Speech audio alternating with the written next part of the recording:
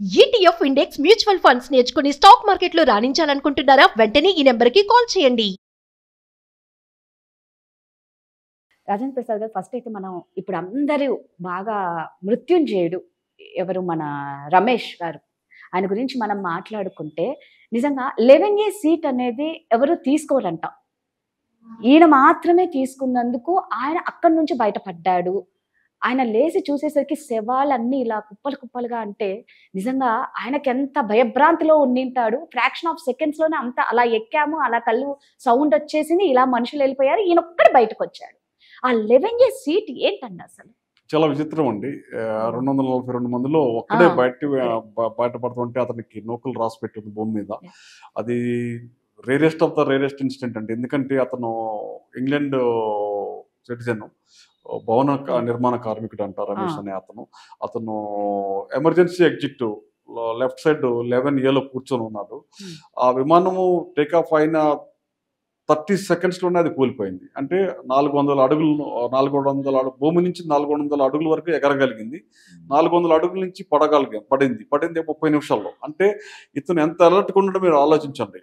ఎవరు కూడా పైలట్స్ కానీ ఎయిర్ హోస్టెసెస్ కానీ వాళ్ళకి అందరికి తెలుసు, వాళ్ళు కూడా చేయలేని పని ఇతను ఆ ఎమర్జెన్సీ డోర్ని ఎప్పుడైతే పసిగట్టాడో ఇదేదో కూలిపోతుందని ఆ 30 సెకండ్స్లో అతని సమయస్ఫూర్తిని మనం చాలా మెచ్చుకోవాలండి. ఎందుకంటే ఆ 30 సెకండ్స్లో తను ఆ ఎమర్జెన్సీ ఎగ్జిట్ డోర్ని హ్యాండిల్ని ఓపెన్ చేసి ఆ విమానం నేల మీద వాలే లోపే అతను బయటపడ్డాడండి. అంటే అతను పడిన తర్వాత విమానం కొంచెం ముందుకెళ్ళి, అంటే ఒక 100 మీటర్ల దూరంలో కూలి కాలిపోయింది. అదే అతను కొంచెం అక్కడికి వెళ్ళంటే మొత్తం ఏవియేషన్ ఫ్లూయిల్ దాంట్లో అతను కూడా చిక్కుపోయి కాలిపోయి ఉండేవాడు.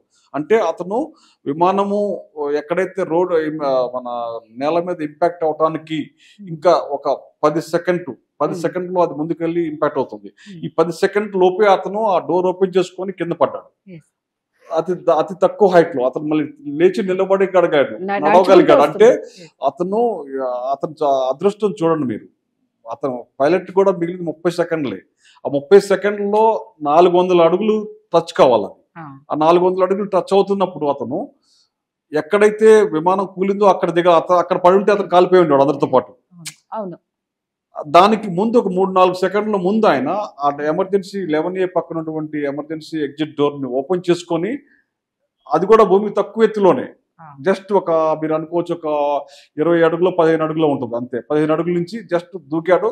ఈ 15 అడుగులో విమానం కొంచెం ముందుకెళ్ళి కూలిపోయి తర్వాత మంటల్లో చిక్కుపోయింది. అంటే నిజమైన అదృష్టం అంటాడు ఆయన. ఇట్లాంటి జరగటం చాలా రేర్ అనమాట. అతని సమయస్ఫూర్తి, అతను ఇమ్మీడియట్ గా రావటము అన్ని కలిసి వచ్చినాయి అతనికి. మిగతా ఏ పాసింజర్ కూడా ఆ విధంగా చేయలేకపోయాడు. కరెక్ట్ అండి. ఇప్పుడు మామూలుగా మనం సౌందర్య అది గతంలో చూసుకుంటే, సౌందర్య ఫ్లైట్ కూడా ఇలాగే బెంగళూరు అప్పుడు ఎలక్షన్స్ టైంలో ఇలాగే ఫైర్ యాక్సిడెంట్ అయిపోయింది. అంటే ఇలాంటివన్నీ ఎక్కువగా టేక్ ఆఫ్ ల్యాండింగ్ టైంలోనే ఎందుకు అవుతాయండి? అప్పుడు తనకు కూడా ఇంకా ల్యాండింగ్ అయ్యే టైంలోనే కదా ఇలా కాలిపోయింది పాపం తను కూడా. అవునండి, జక్కురేట్ ఫిల్మ్ లో సౌందర్య గారిది అప్పుడు జరిగింది ఎలక్షన్ క్యాన్వాసింగ్ కోసం. అప్పుడు ఆమె వస్తూ కూలిపోయిందండి. ఎప్పుడు టేక్ ఆఫ్ ఫ్లయింగ్ లో అంటే రెండే ఇంపార్టెంట్ అండి.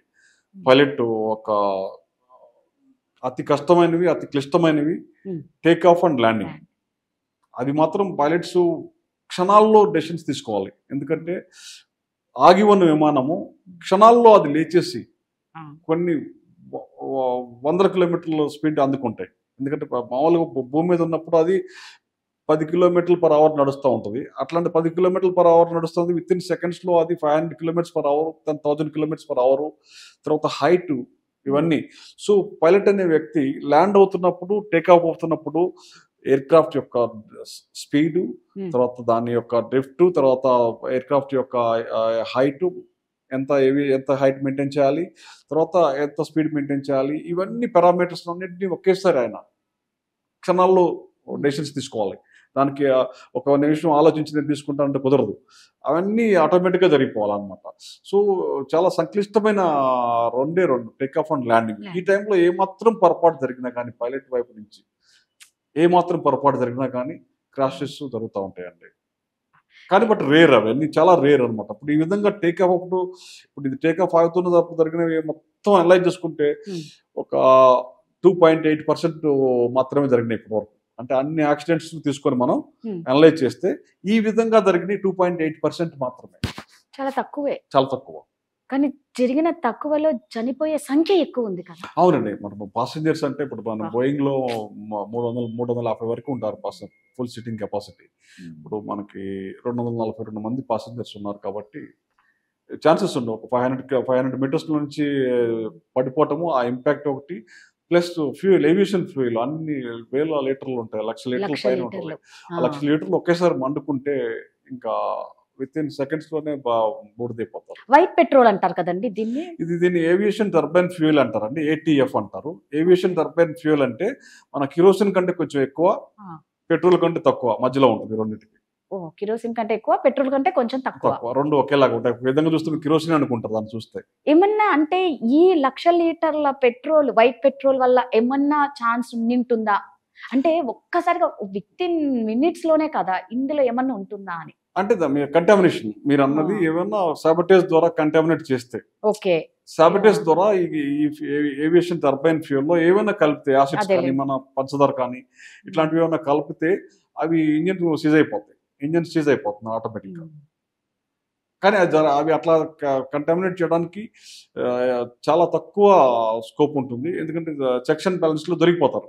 ఎందుకంటే అన్ని వీడియో ఆడియో అన్ని రికార్డింగ్ జరుగుతూ ఉంటుంది. ఎవరైనా కావాలని కలుపుతా ఉన్నా కానీ వాళ్ళు రికార్డ్ అయిపోతుంది. కానీ ఎవరైతే చెకింగ్ చేస్తున్నారో, ఎవరైతే దాన్ని సెక్యూరిటీలో ప్రొటెక్ట్ చేస్తారో వాళ్ళే కలిపారు అనుకోండి, ఎవరైతే దానికి బాధ్యతలు ఉన్నారో దాన్ని జరగకుండా వాళ్ళు ఏమైనా దొరికితే అది కూడా దొరికిపోతుంది మనకి, అది కూడా తెలిసిపోతుంది, ఎందుకంటే రికార్డ్ అయిపోతుంది కదా అది కూడా. సో అది కూడా జరగకపోవచ్చు. కాబట్టి ఇది మనం ఎంక్వైరీ తర్వాత మనకు తెలుస్తుంది ఏమైనా అట్లా విధంగా ఎవరైనా ఏవియేషన్ ఫ్యూయల్ ఎవరైనా కంటామినేట్ చేశారా, కలుషితం చేశారా, దాన్ని వేరే పదార్థాలు కలిపి, యాసిడ్ కానీ పంచదార కానీ ఇట్లాంటివి ఏమైనా కలిపితే ఇంజిన్ సీజ్ అయిపోవడానికి ఛాన్సెస్ ఉంటాయి. సో అలాంటిది జరగడం చాలా రేర్ అనమాట. అది కూడా ఏమైనా ఉందని రూల్ అవుట్ చేయలేము మనం, ఏది రూల్ అవుట్ చేయలేము. టెర్రరిస్ట్ అటాక్ మనం జామింగ్ చేసి విమానాన్ని కూల్చగలగవచ్చు, తన రేడియో నావిగేషన్ సిస్టమ్ని జామ్ చేయొచ్చు, బయట కూర్చొని 1 కిలోమీటర్ దూరంలో కూర్చొని ఆపరేట్ చేయొచ్చు. సో అలాంటివి కూడా జరగడానికి ఛాన్సెస్ ఉన్నాయి. సో ఏంటంటే ఇప్పుడు ఉన్నవి రెండే రెండు. ఒకటి అక్కడ ప్రయాణిస్తున్న ప్రత్యక్ష సాక్షి మన రమేష్ గారు, ఒకటి కొంచెం లోపల ఏం జరిగిందో చెప్పడానికి, ఇంకా అతి సమాచారం ఇంకా ఎక్కువ తెలియాలంటే బ్లాక్ బాక్స్. ఈ బ్లాక్ బాక్స్ వల్లే మనకు నెక్స్ట్ అసలు ఏం జరిగిందా అనే క్లారిటీ వస్తుంది. తప్పకుండా తెలియదు, ఎందుకంటే ఇది క్లాసిక్ ఎగ్జాంపుల్ అండి. మన డీజీసీఏ కాకుండా ఇంటర్నేషనల్ సివిల్ ఏవియేషన్ సేఫ్టీ వాళ్ళు ఉంటారు, వాళ్ళు కూడా దీన్ని చూస్తారు. బోయింగ్ వాళ్ళు చేస్తారు. తర్వాత ఎవరైతే ఇంజిన్స్ మ్యానుఫ్యాక్చర్ చేశారో రోల్స్ రాయిస్, తర్వాత జనరల్ ఎలక్ట్రిక్ వాళ్ళు చూస్తారు.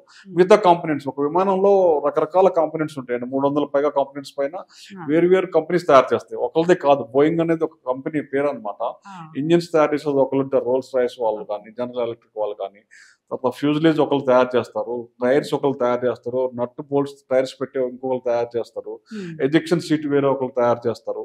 ఇలా వేరియస్ కంపెనీస్ అవన్నీ standard checks, quality control complete గా 300% చెక్ చేసిన తర్వాత వాటిని వాడతారండి. అన్ని టెస్ట్ చేస్తేనే ఇంత దారుణంగా ఉంది అంటే మామూలుగా అంటున్నానండి. ఇప్పుడు మామూలుగా దాన్ని ఆ ఫ్లైట్ ఎక్కిన వాళ్ళు ఎన్నో ఆశలు, ఫ్యామిలీస్, పిల్లలు చదువుకోనికి అన్నట్లు, బిజినెస్ ఎంటర్‌ప్రెన్యూర్స్, మన గుజరాత్ మాజీ సీఎం, అది ఎంత విచిత్రంగా ఉందంటే ఆయన ప్రతి వెహికల్ పైన 1206 అని ఉంటుంది.